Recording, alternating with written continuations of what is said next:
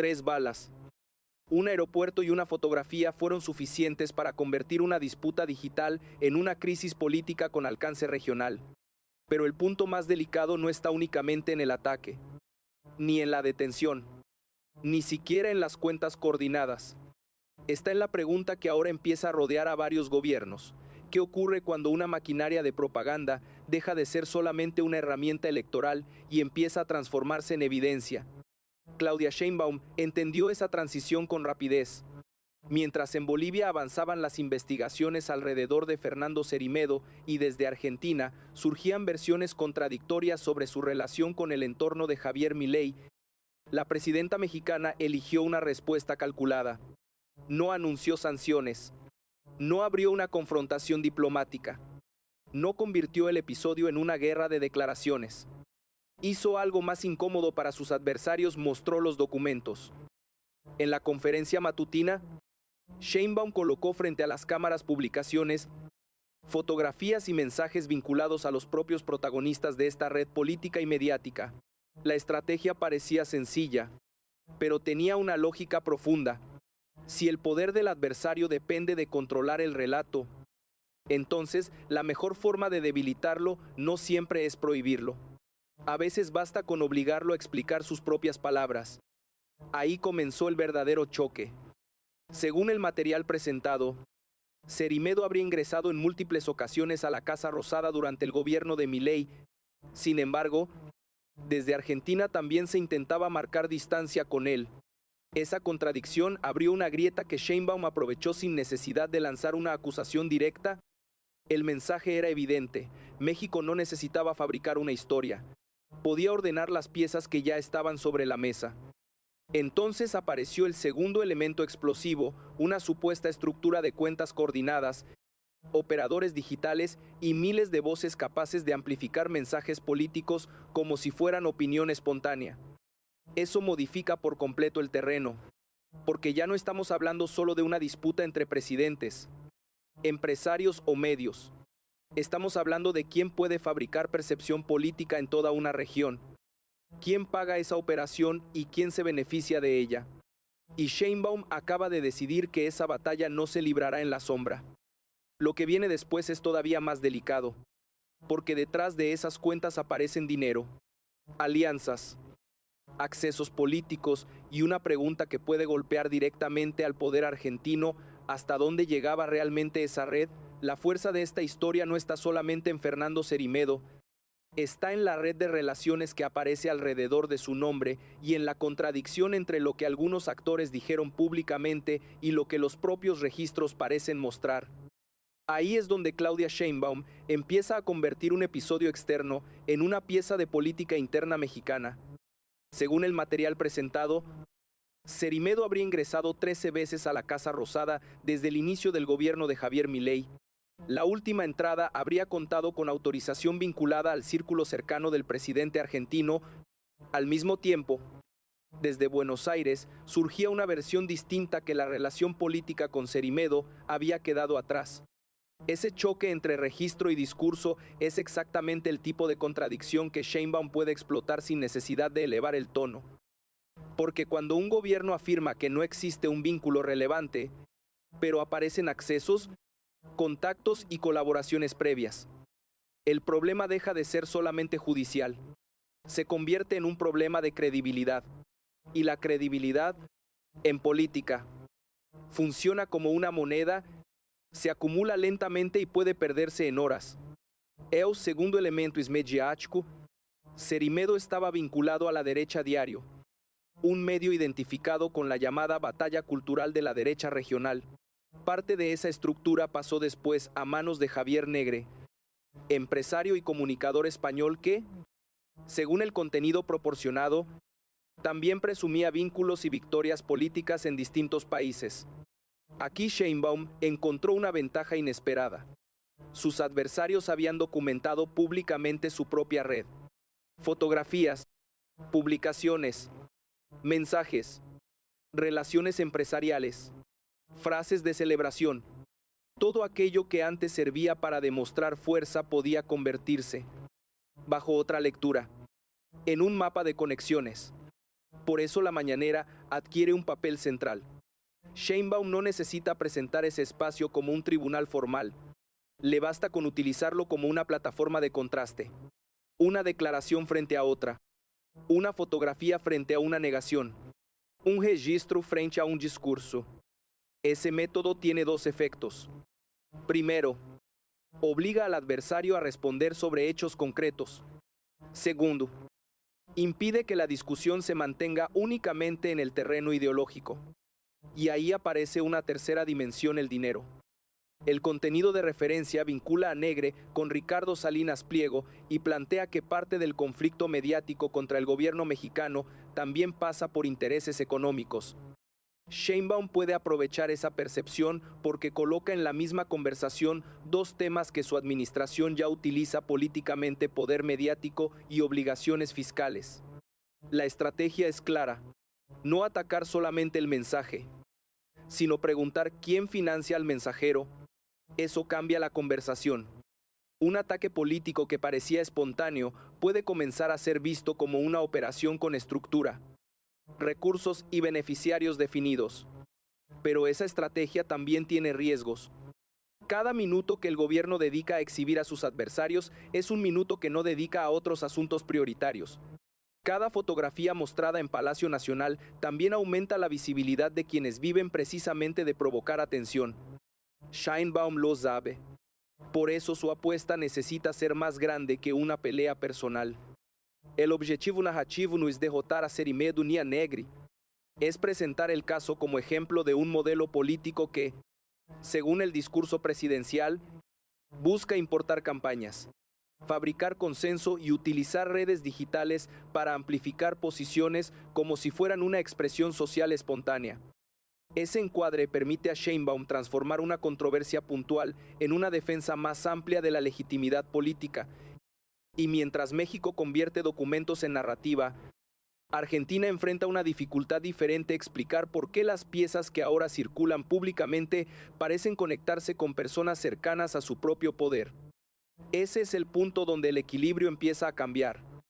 Porque si la discusión deja de ser México contra Argentina y pasa a ser documentos contra contradicciones, Sheinbaum obtiene exactamente el terreno que necesita.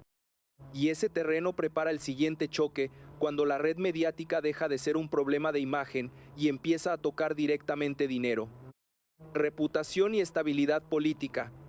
El conflicto explota cuando la disputa deja de girar alrededor de una red digital y empieza a tocar directamente al poder presidencial argentino.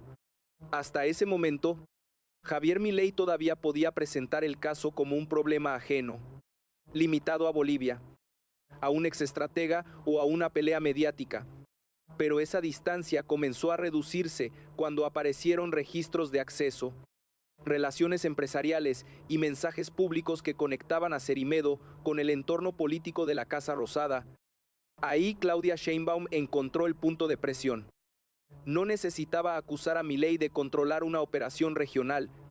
Le bastaba con mostrar una contradicción mucho más sencilla: si Serimedo ya no tenía relación con el gobierno argentino, ¿por qué aparecía entrando repetidamente al centro del poder? Y si esas visitas tenían explicación, ¿por qué esa explicación no había llegado todavía de manera clara?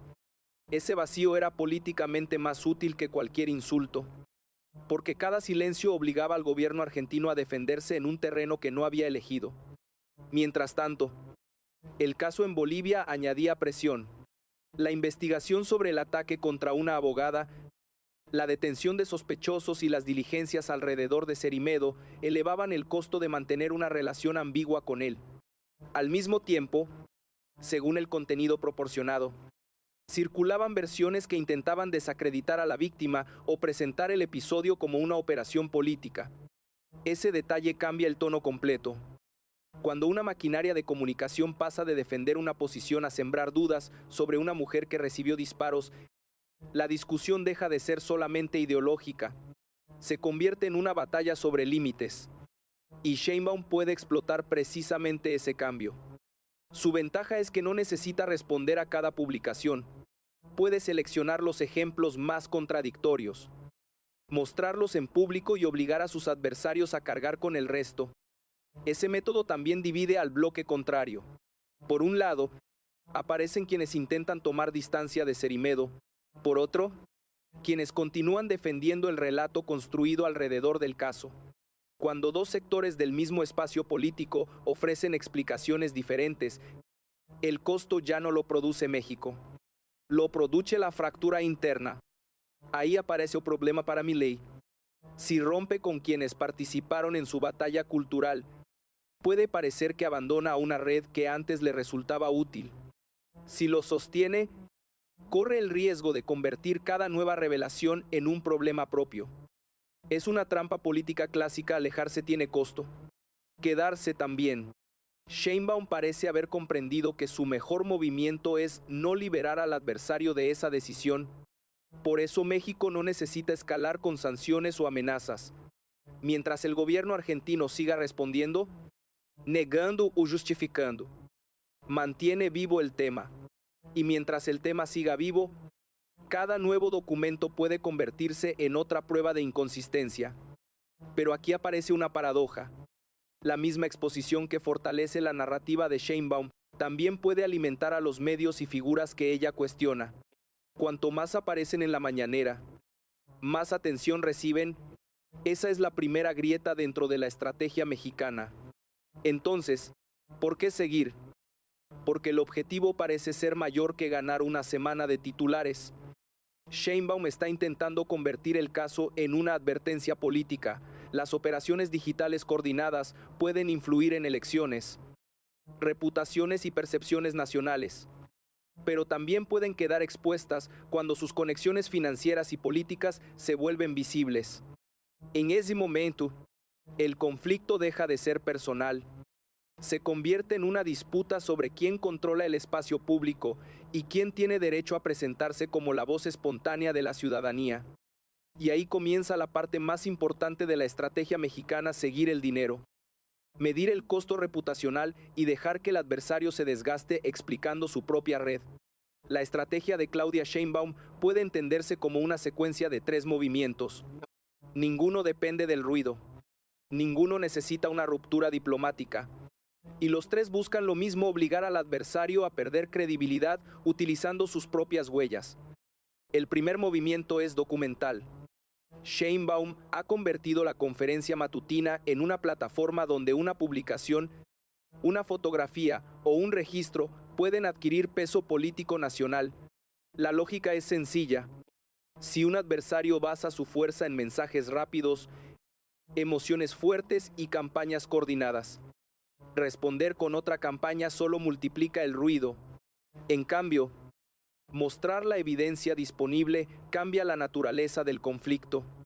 Ya no se discute solamente quién tiene la narrativa más agresiva, se discute quién puede sostener lo que dice. Ese cambio favorece a Sheinbaum porque desplaza el combate desde las redes hacia un terreno institucional. Cada documento presentado ante las cámaras obliga a la otra parte a negar, explicar o relativizar algo concreto. Y cada explicación nueva puede abrir una contradicción adicional. La presidenta no necesita convencer a todos. Le basta con sembrar una duda legítima sobre la coherencia del adversario. El segundo movimiento es financiero. En el contenido proporcionado, Javier Negre aparece relacionado con Ricardo Salinas Pliego. Mientras el empresario mexicano mantiene un enfrentamiento conocido con el Estado por obligaciones fiscales, esa conexión permite a Sheinbaum construir una pregunta políticamente poderosa: ¿quién paga la maquinaria que la ataca? La diferencia es importante. Atacar a un medio puede parecer censura.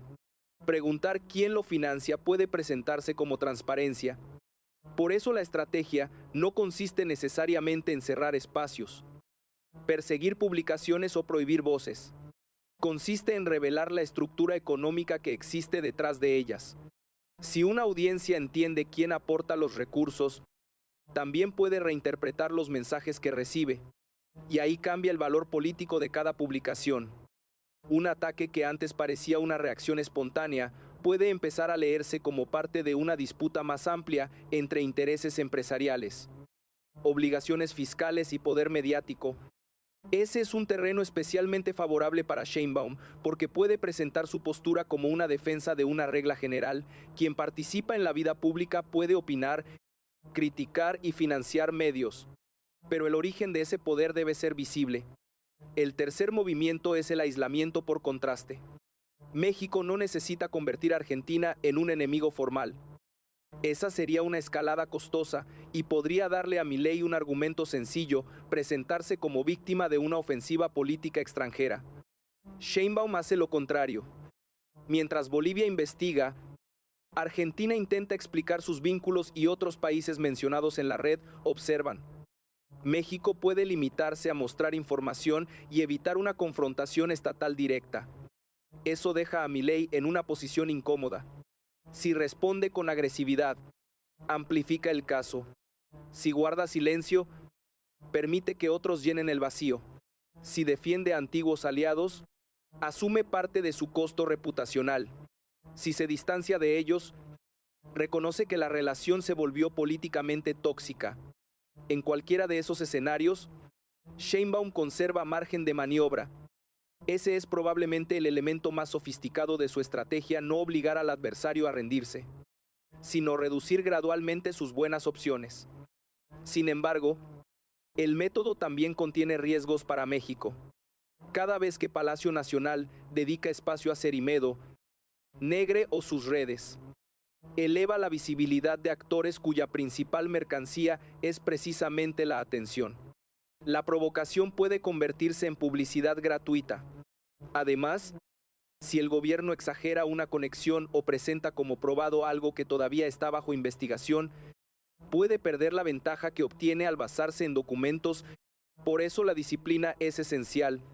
Sheinbaum necesita distinguir con claridad entre hechos confirmados, acusaciones de terceros y análisis político. Si mezcla esas categorías, la estrategia documental se debilita.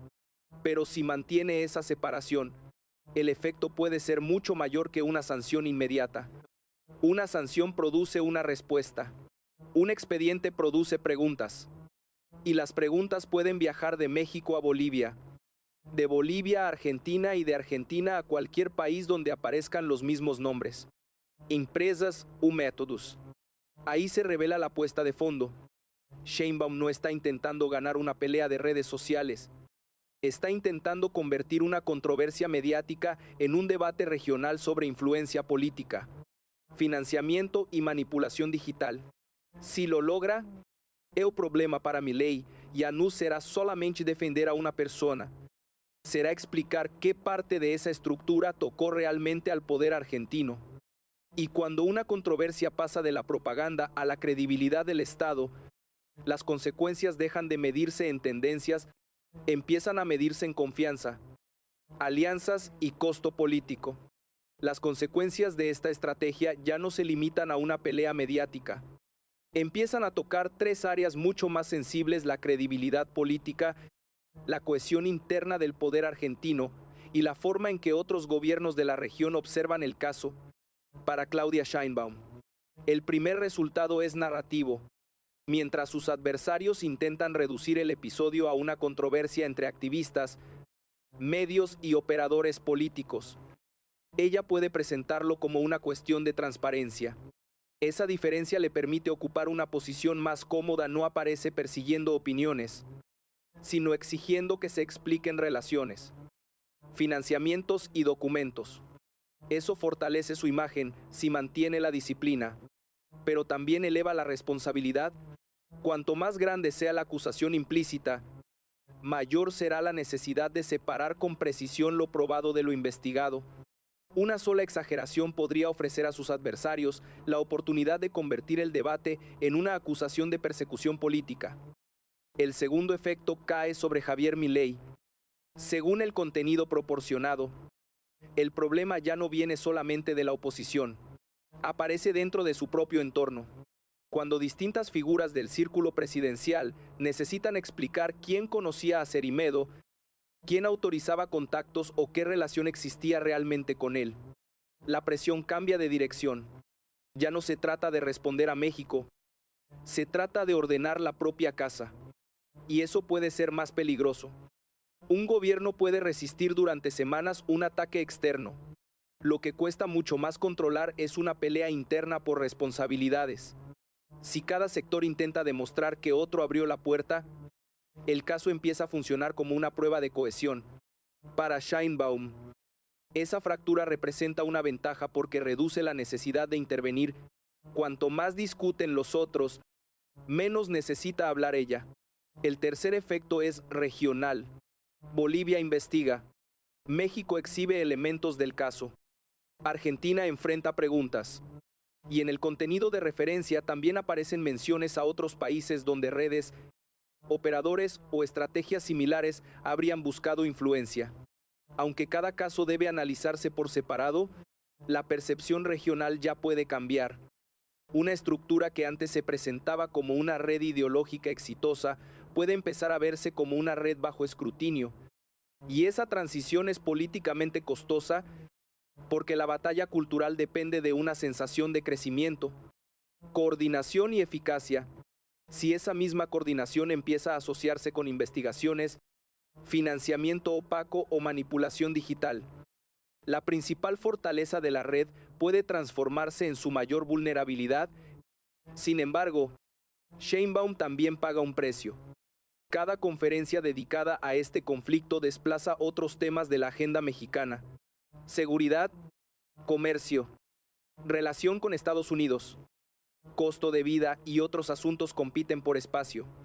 Si la controversia se prolonga demasiado sin nuevas pruebas, el gobierno puede parecer atrapado en una pelea que beneficia a sus adversarios por la atención que genera. Por eso el siguiente paso será decisivo. Sheinbaum necesita saber cuándo seguir mostrando información y cuándo dejar que los hechos avancen sin intervención presidencial. Ese equilibrio determinará si la estrategia se convierte en una victoria política duradera o solamente en una semana de alta exposición. A partir de aquí existen tres escenarios. El primero, Milei se distancia claramente de las figuras cuestionadas y trata de cerrar el caso antes de que afecte más su credibilidad. El segundo, mantiene el vínculo político o simbólico con ellas.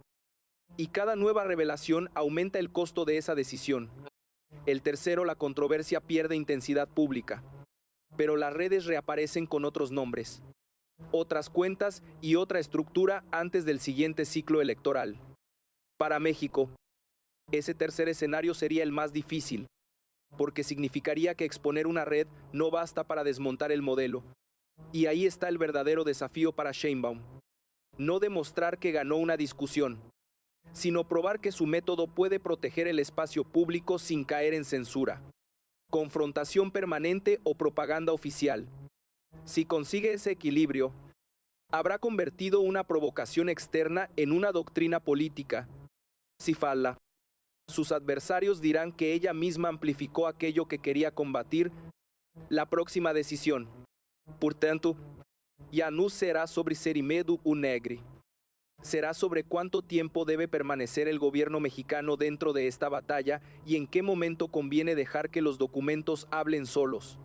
El caso llega así a su verdadero punto de inflexión. Claudia Sheinbaum ya no necesita demostrar que puede responder a una provocación. Eso quedó claro desde el momento en que decidió convertir publicaciones, fotografías y registros en material político. Lo que ahora debe demostrar es algo más difícil que puede detenerse antes de que una estrategia eficaz se convierta en una obsesión. Ahí está la diferencia entre reaccionar y gobernar. Si Sheinbaum continúa mostrando documentos únicamente cuando existe información nueva y verificable, mantiene la ventaja.